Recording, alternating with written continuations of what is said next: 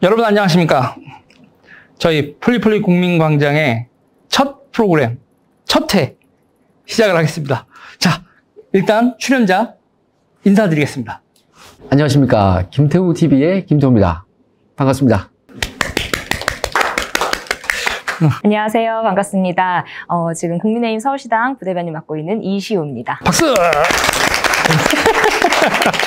야, 코로나 끝나면 이런 거 공개방송으로 해도 괜찮겠다. 재밌을 것 같아요. 재밌겠다. 네. 그리고 또, 물론 이제 김태우TV 팬이 훨씬 많겠지만. 아유, 그쵸. 그쵸. 지금한테는 막 이렇게 하면서. 그러면 막 힘이 더 날 것 같네요. 자, 우리가 드디어. 네. 우여곡절 끝에. 예. 2달 동안 회의만 하다가. 2달 동안 회의만 하다가 드디어 첫 방송을 녹화를 합니다. 네. 그래서 이제 지금은 이제 온통 막, 세상이 모두가 다 대장동 이슈를 얘기해야 될 것 같은 상황에 우리는 또 차근차근히 또 우리가 해야 될 얘기들. 하나하나 짚어나가야죠. 하나하나 짚어나가야 되는 거고. 오늘 준비한 주제가. 네, 예. 저는 이제 어제 나온 그 뉴스 중에. 네. 보면은 조성은이. 네. 또 사고를 하나 쳤던 게 있더라고요. 그 부분에 대해서 조금 말씀드리겠습니다. 사고를 쳤어요. 네. 네. 말씀해 주십시오. 네, 예. 네. 지금 고발 사주 의혹과 관련해서 지금 조성은이 계속 공격을 해대고 있는데, 어제 나온 얘기는 뭐냐면은 조성은이 자신의 페이스북을 통해서 그 글을 하나 올렸습니다. 작년 4월 8일자가 제게 김웅이가 손준성 보냄으로 전달한 최강욱을 피고발인으로 한 2차 고발장이 도달한 날이다. 뭐 이러면서 그 무렵에 휴가가 간 것에 대해서 공격을 하고 있어요. 그들이 그 고발 사주에 대해서 같이 휴가를 내고 뭔가 작당 모의한 것이 아니냐 이런 얘기를 하고 있는 거예요. 이 휴가를 낸 게 이제 윤 후보 휴가 낸 거. 윤 후보와 네. 한동훈 검사장이 네. 휴가를 냈다는 얘기 하고 있는데 네. 주로 하는 얘기는 윤 후보가 4월 7일 날 고발장이 4월 8일 날 됐는데 그 전날 4월 7일 날 휴가를 냈고 4월 8일 날 늦게 출근해서 대검 차장검사한테 한동훈 감찰 중단을 지시하고 오후에 반찬했다. 그리고 9일 날 또 휴가 냈는데 근데 그 9일은 한동훈 검사장도 또 휴가를 낸 날이다. 반차를 냈다. 그 얘기를 하고 있어요. 근데 이제 저는 이게 조금 말이 안 되는 게 원래 조성은 취지대로 한다면은 작당 모의를 하고 나서 그러고 나서 뭔가 일이 일어나야 되는데 지금 이 친구 얘기를 보면은 4월 8일자가 고발장 된 날인데 그 다음 날에 같이 휴가 낸 날이란 말이에요. 그럼 뭔 의미가 있냐 이거죠. 그러니까 세상에 작당 모의를 사후에 한다. 그러니까요. 그렇죠. 이게 작당 모의가 아닌 거죠. 네. 그렇죠. 그래서 이거는 오히려 조성은하고 박지원을 보면은 뉴스버스에 나오기 전에 먼저 만나잖아요. 네. 그러고 나서 뭔가 이벤트가 생기지 않습니까? 그게 맞는 거지. 그게 논리적으로 개연성이 있는 거지. 지금 이 얘기는 별로 개연성이 없어요. 그렇죠. 8월 11일 날 박지원 원장이랑 조성은 씨가 만나는데 8월 10날 100여장의 사진을 캡처를 하거나 다운로드를 받고 11일 날 만나고 12일 날 또 캡처를 하고 이게 더 개연성이 있어 보이는 거죠. 예, 그런 문제가 하나 있고요. 이 내용을 지금 조성은이 또 페이스북에 올려놨어요. 근데 그 내용을 보면은 문제가 좀 있습니다. 거기에 사진 하나를 올려놨어요, 같이. 그 사진 내용이 뭐냐면은 법무부 징계 의견서입니다. 징계 의견서? 이거는 공무상 비밀 누설을 그냥 떡하니 한 거예요, 자기가. 갑자기 궁금해지는데요? 예. 조성은 어떻게 징계 의견서를 구했대? 그러니까 이게 어떻게 올라갈 수가 법무부 있어요? 징계 의견서거든요. 그걸 보면은 이 사람이 자료에 뭔데? 보면은 출력 일자까지 다 있어요. 법무부에서 출력한 게 이거는 확실합니다. 네. 법무부에서 출력했는. 법무부의 누군가가 성명 불상자가 유출한 거죠. 그렇죠. 유출해서 누구한테 유출했는지는 수사를 해봐야죠. 최초에. 하여튼 바로 갔는지 아니면 걸려갔는지는 모르겠지만은 조성은이 입수해서 올려놨다는 거 아니에요? 그러니까 어쨌든 조성은이 올렸고 그러니까 조성은이 입수를 한 건 맞는데 경유자가 있는지 없는지 모르겠으나 수사를 해봐야 되죠. 일단 출력은 법무부에서 출력을 한 그렇죠. 거네요. 여기는 올려놓은 사진에 법무부라고 돼 있고 다운로드 일시까지 다 나와 있습니다. 뭐라고 돼 있냐면은 2020년 12월 18일 14시 48 이렇게 돼 있습니다. 법무부 다운로드 일시 2020 12월 18일 14시 48 이렇게 딱 박혀 있어요. 법무부에서 출력한 문서가 지금 조성은이가 올렸다. 날짜 때문에 시간이 아예 특정되어 있는 거잖아요. 네. 이거는 그 날짜에 출력한 사람 금방 찾아내죠. 민간인 조성은 씨가 네. 이걸 어떻게 입수를 해서 이걸 올리고 참 그렇죠. 대단하네요. 그리고 여기에 글씨가 이것저것 가미가 되어 있는데, 누군가가 여기에 대해서 뭐 고민한 흔적이 좀 기재가 되어 있는데, 이걸 지금 조성은 씨가 올려준 거는 정말 감사한 일이죠. 예, 법무부에서 공무상 비밀 누설을 했다는 증거 자료를 지금 떡하니 제시를 해줬어요. 그래서 여기에 대해서는 뭐 반드시 수사가 이루어져야 한다. 저도 공무상 비밀 누설로 제가 재판을 받고 있는데요. 공무상 비밀 누설은 이게 공무상 비밀 누설이에요. 그렇죠. 네. 네. 그 수사나 감찰 내용을 하는 거. 그러니까 제가 얘기했던 것은 이게 범죄를 뭉개버렸다. 저는 이 얘기를 한 거거든요. 예. 근데 사실은 이런 게 진짜 공무상 비밀 누설입니다. 공무상 비밀 누설의 전형적인 예시가 수사나 감찰 정보를 누설하는 거거든요. 그러면 이 공무상 비밀 누설을 한 사람은 성명불상자네요, 현재는. 예, 예. 그것 자료를 받은 사람이 이제, 예, 중간에 몇 명이 더 있는지 모르겠지만, 조성은 씨가 있는 거죠. 그래서 제가 큰 사고를 쳤다는 것이, 예, 본인들에게 불리한 증거 자료를 페이스북에 제시를 해줬다. 예, 그게 지금, 예, 사고를 쳤다고 제가 말씀드리는 겁니다. 근데 저는요, 조성은 씨는 이런 거를 본인이 실수를 한다는 걸 몰랐으니까 실수를 했겠죠? 몰랐으니까 올렸겠죠. 지금 조성은 씨가 네. 이걸 올린 취지를 보면은 공격하기 위한 증거 자료를 올렸는데, 네. 제가 볼 때에는 자기 발목을 잡은 자기들이 거죠. 오히려 다칠 내용이거든요. 예. 네. 지금 그런 거를 조금 모르고 올렸겠죠. 그렇죠. 네, 전 그렇게 보고 있습니다. 이 조성은 씨 관련돼서 얘기 나올 때마다 땡큐 조성은 할 때가 많아요. 네.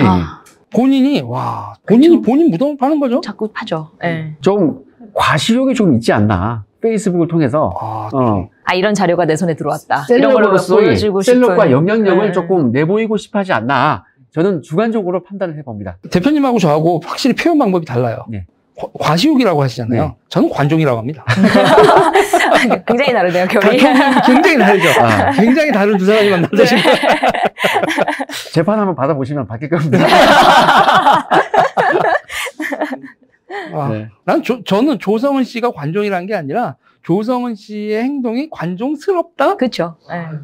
요 부분은 뭐 어떤 계기가 있어야 되거든요. 뭐 아마 누군가 고소 고발을 할 것 같은데 여기에 대해서 이거는 수사를 안 할 수가 없는 내용이에요. 예, 예. 그리고 그 조성은 씨의 이 공격은 일단은 명백히 실패했다는 것은 아까 그 논리 자체가 맞지 않잖아요. 예.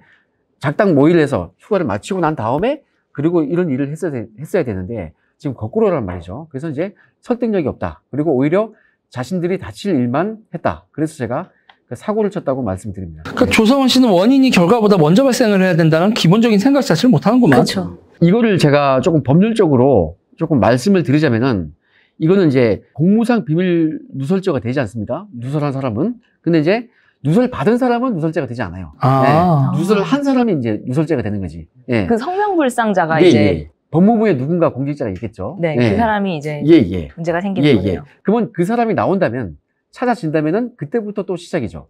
그러면 당신은 누구 지시받고 이걸 줬냐? 예. 전달을 했냐? 예. 그리고 전달 경위까지 조사가 돼야 되죠. 네, 그런 그렇죠. 부분이 이제 수사기관의 과제로 남아 있고요. 그리고 여기서 한 가지 더 지적을 하자면은 이게 지금 조성은 씨에 대한 제목도 있어야 될 거 아니에요. 그렇죠. 저는 이제 수사를 또 조성은 씨도 해야 된다고 보거든요. 그 죄명이 뭐냐면은 혐의 죄명이 정보통신망 이용 촉진 및 정보보호 등에 관한 법률 요 위반 소지가 있습니다. 예, 왜냐면은 이게 한마디로 명예훼손인데 정보통신망을 이용했을 때의 명예훼손죄가 되는 거예요. 근데 명예훼손죄라는 것은 진실한 사실을 공연히 적시해서 훼손하는 경우가 있고 허위 사실을 적시한 경우가 있잖아요. 당연히 허위 사실을 적시한 경우에는 처벌이 크죠.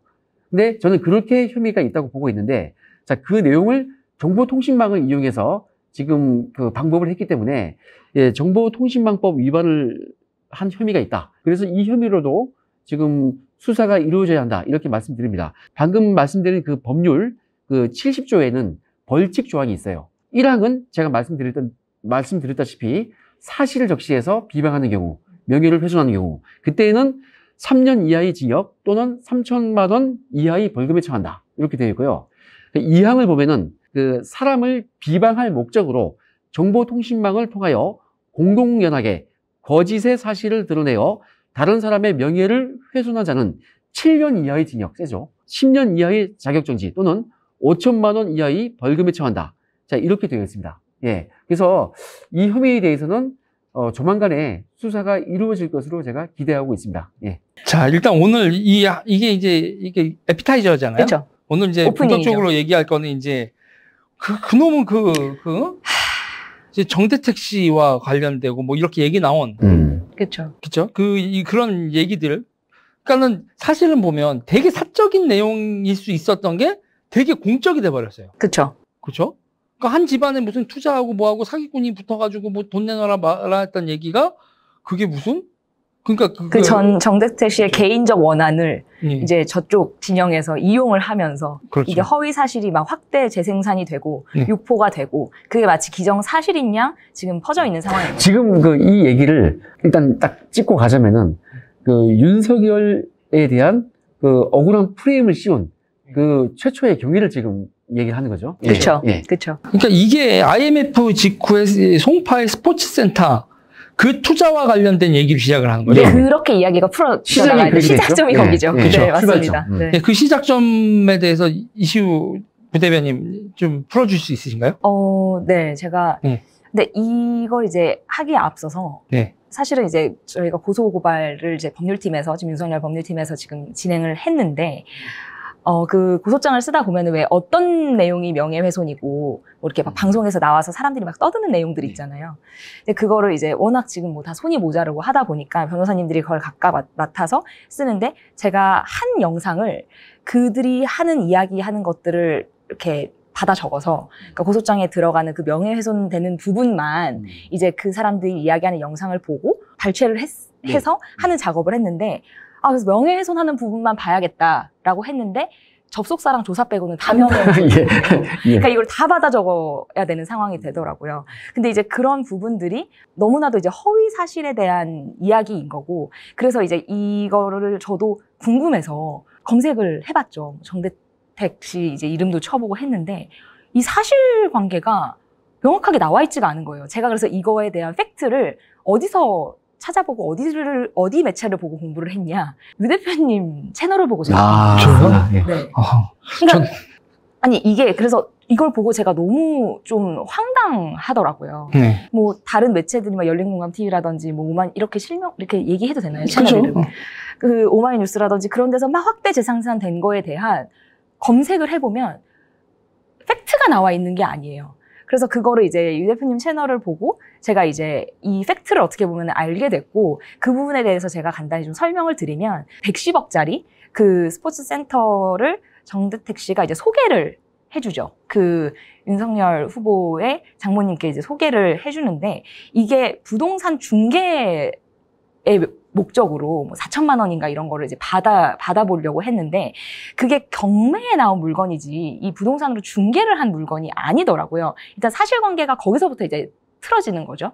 그래서 경매에 나온 물건을 이제 입찰로 낙찰을 받았기 때문에 일단 정대택 씨에 대해서 도움을 받은 게 전혀 없고 그래서 그 4천만 원을 지급할 의미가 이제 그런 의무가 전혀 없는데 그냥 경매 물건을 갖고 어떻게 보면 정대택 씨가 수수료를 좀 받고 싶었던 거죠. 거기서부터 문제가 시작이 되고 그리고 이제 뭐 투서를 써서 대출을 해주지 말라 뭐 이런 이제 히스토리가 내용이 나오는데 결국에는 투서가 없어도 제2금융권에서 대출을 못 받으세요. 이 장모님이 못 받으셔서 결국에는 본인이 이제 최대한 여러 가지 막 담보를 잡아서 제1금융권에서 대출을 받으시고 그래서 이제 이 물건을 이렇게 이 건물을 사게 됐는데 그렇기 때문에 정대택 씨한테 수익 50%를 줄 이제 이유와 그 근거가 없는 거죠. 근데 이제 계속 그거를 가지고 나한테 그렇게 주기로 했는데 주지 않았다서부터 해서 계속 법정 공방이 오고 가고 근데 문제는 단 한 번도 이긴 적이 없는 걸로 제가 알고 있어요. 거의 11건의 재판이 진행이 됐는데 이긴 적이 없고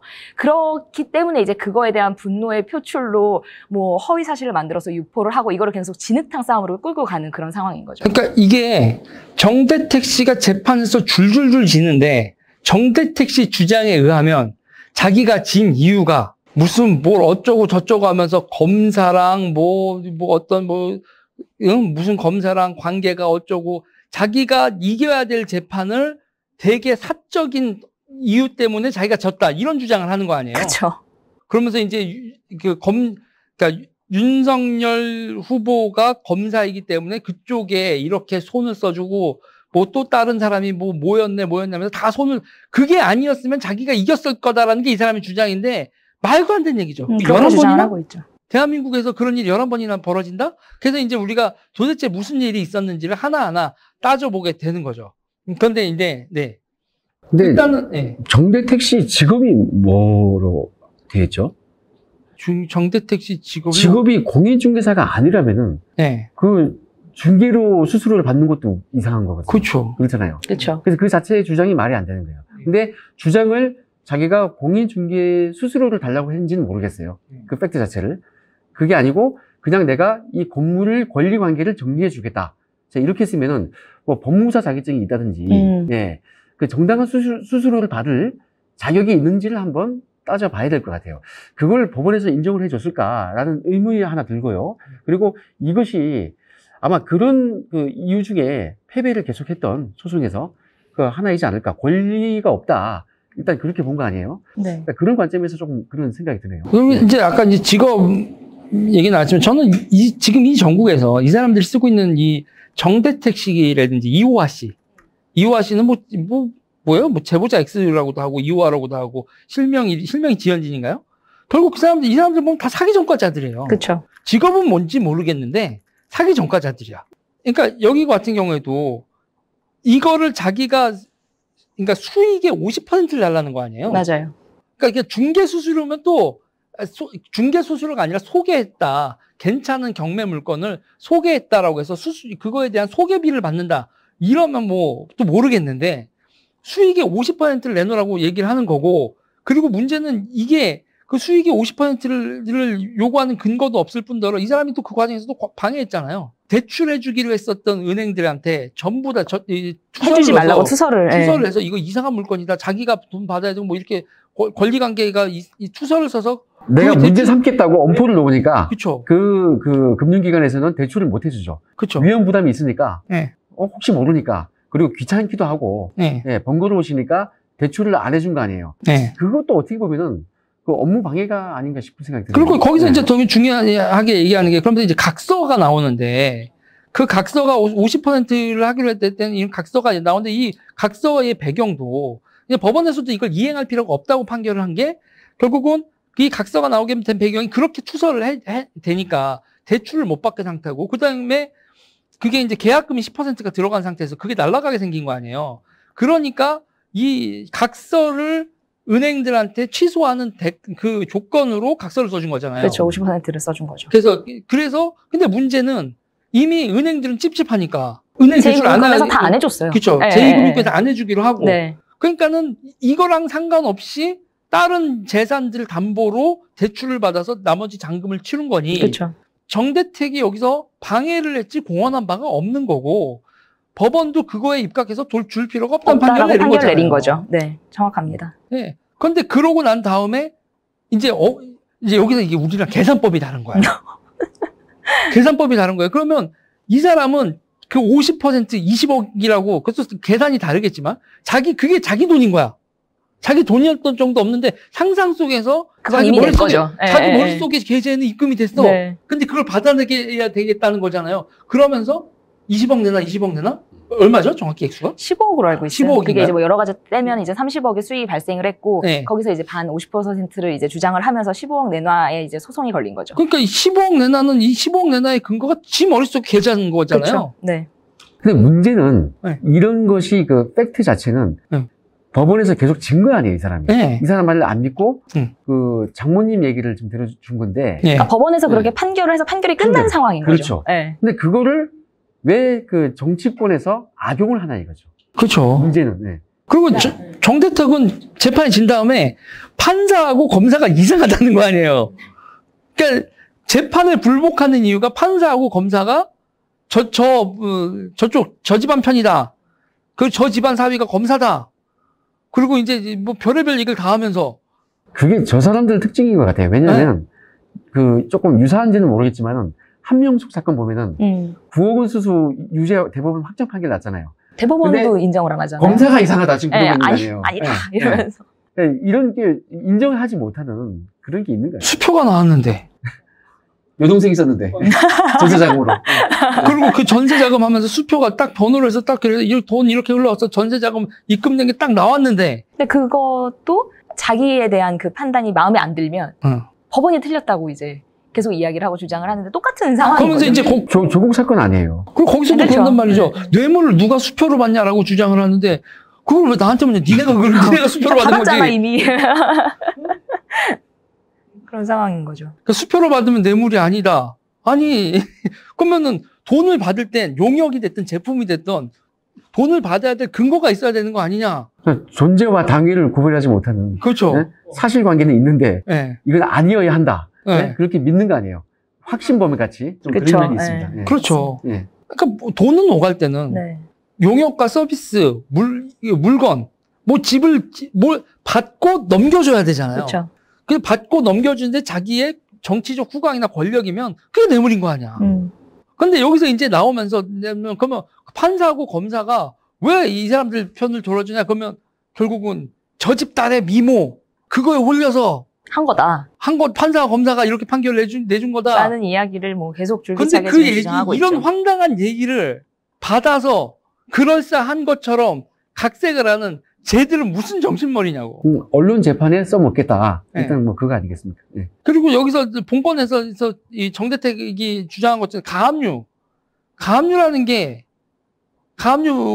그러니까 결론이 나기 전까지 해주는 거잖아요. 묶어두는 거죠. 묶어두는 예, 거잖아요. 임시로. 그거 받아줬다고 자기네들이 근거가 있었다. 맞다. 막 이런 식으로 이제. 어떻게 본안 소송에서 이긴 것처럼 얘기를 하냐는 얘기죠. 그리고 그걸 얘기를 듣고 와 김건희 윤석열 나쁜 것 정대택 당신은 정의로운 제보 그러면서 이재선 씨는 제보자라고 안 믿으면서 그렇죠. 정대택이나 이호와 같은 공인회계사도 제보자로 안 믿으면서 그러면서 사기 전과자들은 다 믿죠. 얘들 무슨 정신머리야. 법원이 이 입장을 낸 게 있잖아요. 그러니까 5대5라는 건 말도 안 된다라는 법원의 입장, 판결문에 나오는 입장이 뭐였었죠? 그러니까 계약금이 11억이 들어가 있는 상태였었고 이제 나머지 잔금이 100억 정도가 있는 상황이었었는데 그걸 이제 대출을 하시려고 하는 상황에서 이제 결국에는 뭐 그 제2금융권에서 대출이 안 되는 상황이었고 이제 이 장모님이 여기저기서 자기의 모든 거를 이제 끌어모아서 제1금융권에서 결국에는 대출을 받아서 이거를 하면서 이제 총 110억 정도가 이제 들어간 거죠. 근데 이 110억이 들어갔을 때 정대택의 기여도가 있었냐, 정대택이 보탠 돈이 있었냐라고 하면 한 푼도 없었던 거죠. 그러니까 법원은 그걸 포인트로 본 거죠. 이게 한 사람이 전체 그걸 살 때 한 사람이 다 돈을 댔기 때문에 이건 5대5로 나눌 근거 자체가 없다라고 법원에서는 판단을 한 것입니다. 맨 처음에 이 계획은 경매로 나온 110억짜리 물건에 11억 계약금이 들어갔고 나머지 잔금 90억, 그냥 100억이죠.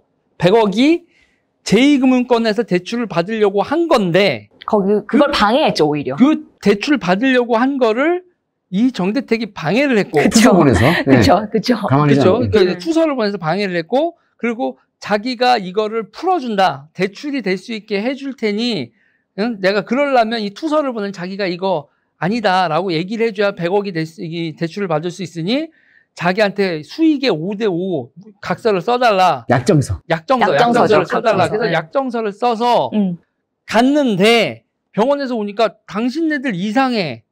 당신이 이게 아니라 당신이 투서를 쓴 게 아니다, 괜찮다라고 한다고 해도 우리는 대출해 줄 수 없어. 은행에서 그걸 저축은행에서 취하를 해도 안 해줬던 거죠. 네. 그렇죠. 네. 그러니까는 정대택은 자기가 벌인 일을 수습을 못 했고, 맞습니다. 그렇죠. 그리고 이제 이 상황에서 이거를 수습하기 위해서 윤 후보 장모님께서 모든 재산을 담보로 다 잡혀서 이 100억을 조은행에서 돈을 끌어왔고, 그렇게 해서 해결을 했다. 이 모든 거를 본 그거를 재판장. 법원에서 판단을 한 거죠. 그렇죠. 네. 정대택은 돈도 10원도 보태지 않았는데 네. 반의 수익금을 가져간다는 게 말도 안 되고 네. 그리고 여기서 기여도가 없어요. 기여도가. 기여도가. 네, 오히려 법원에서 방해를 굉장히 그거를 마이너스 기여도. 그렇죠. 그러니까 법원에서 그거를 굉장히 합리적으로 보고 정확하게 판단을 한 거죠. 법원에서도 쟤 뭐냐 이랬을 것 같아요. 그렇죠. 입만 계속 이제 이야기를 하는 상황에서 내가 이거를 돈을 가지고 오고 싶은데 법원에서는 말이 안 된다. 넌 기여한 게 없잖아. 라고 판단을 한 거죠. 그렇죠. 그리고 이런 경우에는 경매 물건이 이런 게 있다라고 리서치를 해서 해줬다라는 거 수수료 어느 정도는 받을 수 있을지언정. 그렇죠. 자기가 돈을 들어가지도 않는데 러닝으로 뭘 받는다는 게 말이 안 되고 110억 정도의 건물이 나중에 이게 수익이 얼마 정도 났다고? 세전으로 50억 정도가 났다는 거죠. 52억? 52억 정도 났다는 거죠. 네, 52억. 그러면은 반띵을 하면 26억. 새우 반띵을 해야지. 이 사람 주장이 또 세전 반띵이죠. 수수료, 각종 비용, 뭐 부동산 수수료, 뭐 소득세, 네, 지방교육세 이런 것도 세후로 해야지. 52억 왔다 갔다 했다고 거기다 26억 달라는 너무 신박한 계산법 아닌가요? 근데 이거를 가지고 이제 재판에서 계속 지니까 11번을 지니까 이제 뭐 악이 받친 거죠. 그러니까 자신의 원한을 이제 되갚아 보려는 어떻게 보면 정대택 씨의 그런 집착, 그런 심리 이런 것들을 이제 이용해서 이제 공격을 개인으로 이제 개인적으로 공격을 하기 시작을 하죠. 그렇게 이제 이 스토리가 시작이 되는 거죠. 이게 이제 스토리의 시작이에요. 그쵸, 시작이죠. 그러니까 여러분 이게 어떻게 파생되는 건지 보자고요. 이 정대택 씨를 제보자로 삼은 사람들이 열린공감TV. 네. 그리고 여기서 정대택 씨가 이거를 뒤를 봐줬다고 주장한 사람이 양 검사님, 지금 변호사님. 그리고 이 사람들이 노모집 쳐들어갔던 게 이 양 검사장님의 노모집을 쳐들어간 거고. 편찮으신, 예. 이 모든 일이 벌어질 수 있었던 원동력은 말도 못하겠어. 무슨 방송이 저는 너무 저질이잖아. 너무 이런 이야기를 우리가 이런 워딩을 우리 입 밖으로 내야 된다는 것 자체가 너무나도 정말. 그런데 이 얘기를 듣고 와 하고 있는 저쪽 사람들. 네. 참 기가 막히죠. 그러니까 이 얘기가 정치적으로 커진 과정이 있잖아요. 그 과정이 너무 황당한 거예요. 그러면 이거를 키우는 과정에 열린공감TV가 앞장섰고. 그렇죠. 서울의 소리가 붙었고. 서울의 소리, 그 사람들이 고거나 비슷한 사람들이 치고. 네. 그랬더니 진보 언론들도 그쵸, 오마이뉴스도 반응해주고. 네. 한겨레나 경향도 계속 반응을 해주고. 그쵸. 그리고 무엇보다도 이거를 확대식 재생산하는데 1등 공신은 김어준 씨 얘기를 안 할 수가 안 할 수 없죠. 네. 그랬더니, 그러니까 보세요. 그러니까 이 사람들이 보면 원소스 멀티유지야. 원래 내용은 별거 없는데 그걸 가지고 벽화를 그려.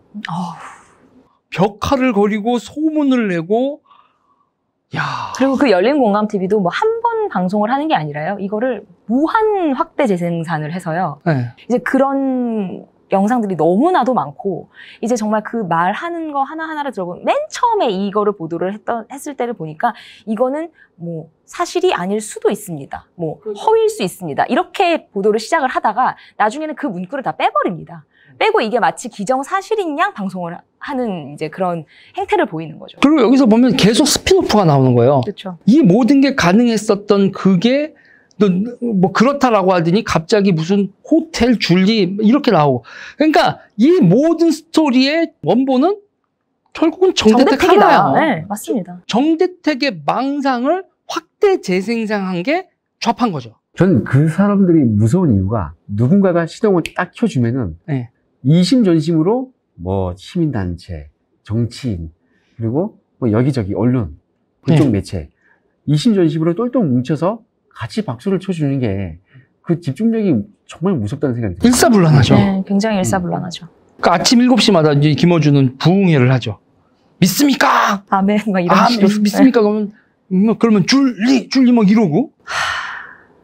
그러니까 이런 판때기와 이런 말도 안 되는 얘기들. 그러니까 정대택 씨의 주장 자체가 얼마나 허무맹랑하냐는 얘기죠. 오늘 이 정대택 씨와 우리는 이거 정대택 1화, 정대택과 좌파의 플레이를 일단 오늘 큰 그림에서 설명을 하는 거라고, 두 번째는 이 정대택한테 사기당한 피해자들 한번 취재해 보는 것 같아요. 괜찮을 것 같아요. 우리가 뭐 알고 있는 것도 이것저것 있는데 방송에 적합한지 모르겠습니다. 뭐 여러 가지 재미있는 뭐 일화들이 있는데, 예. 열린공감TV도 하는데 그렇게 하는데 그거에 대해서 카운터를 치는 우리는 이게 진짜 이렇게까지가 맞나? 우리는 결계를 치고 저쪽은 물불 안 가린다가 아니라 저 사람들은 오줌똥 안 가려요. 물불은 깨끗하잖아요. 제가 아까 초반에도 말씀을 드렸었는데, 그래서 이 사람들의 이제 그 명예훼손 발언을 이제 정리를 하는 과정에서 사실은 제가 병이 났어요. 토시 하나 틀리지 않고 이제 이 사람들이 어떻게 발언을 했는지를 제가 정리를 하다 보니까 나중에는 아프더라고요. 너무 모욕적이고 이게 너무 성희롱을 정말 넘어서서 정말 인격 살인에 가까운 짓을 계속 끊임없이 이야기를 하고 본인들끼리 웃고 조리돌림하고 이런 모든 행태들을 보면서 제가 막 너무 속이 울렁거리고 정말 진짜 아프더라고요. 그래서 한 3일 정도 이제 막 밥 먹는 것도 좀 힘들 정도로. 근데 제3자인 제가 봐도 그 정도인데 당사자인 그 김건희 대표님은 이게 마음이 어떨까? 사실이 아닌 거를 가지고 이렇게 확대 재생산을 하고 뭐 말이 안 되는 부분이죠. 네, 너무 참 그거를 보는데 처음에는 이제 막 정말 분노를 넘어서 이걸 어떻게 말로 표현을 해야 될지를 모르겠더라고요. 네, 그거를 보면서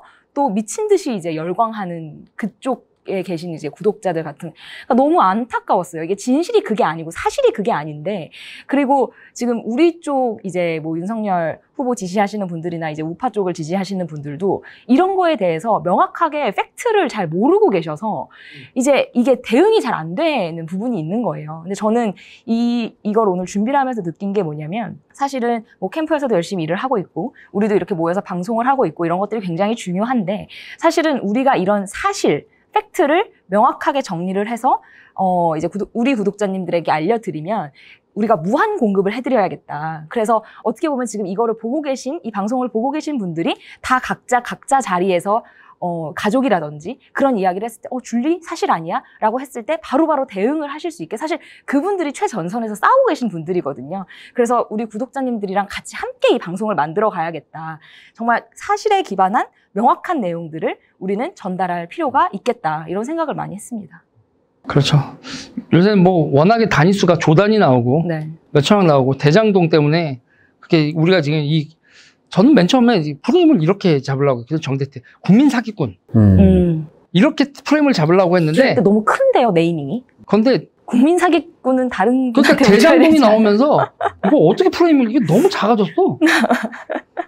그러니까요. 그러니까 이 사람들이 또 나중에 어떻게 나올지. 네. 이제 분명 이 사람들이 이걸 또 울고 먹을 거고, 네. 이거에 대해서 우리도 계속 반박하는 영상을 네. 계속 해야 되지 않을까. 네. 그래서 뭐 정대택 씨의 이제 정대택이라는 이 원소스, 이 소스가 무너지면 다 무너지는 거니까. 그렇죠. 이 사람에 대한 뭐 고소하겠지 뭐. 그리고 사실은 그런 뭐 엑스파일이나 그런 것도 본인이 만들었다고 본인이 자백을 했어요, 방송에 그러니까요. 나와서. 그러니까 이게 얼마나 허무맹랑한 이야기들을 그 사람이 직접 생산을 하고 본인이 그거를 방송에 나와서 떠들고 무슨 뭐 문서를 만들어서 뿌리고, 이런 부분들이 참 어이가 없는 상황이고, 또 이 사람의 이력을 보면 아까 이제 뭐 직업이 뭐냐 이런 얘기를 하셨는데, 사실 민주당 인사들하고 굉장히 가깝더라고요. 뭐 자기는 조국을 지지한다, 추미애를 지지한다, 이런 것들을 자기 SNS에 뭐 굉장히 자기 정치 성향을 드러내면서 이렇게 진행을 하고 있고, 그런 부분들을 보시고 뭐 구독자분들이나 국민 여러분들께서는 충분히 합리적인 판단을 하실 거라고 생각을 합니다. 네.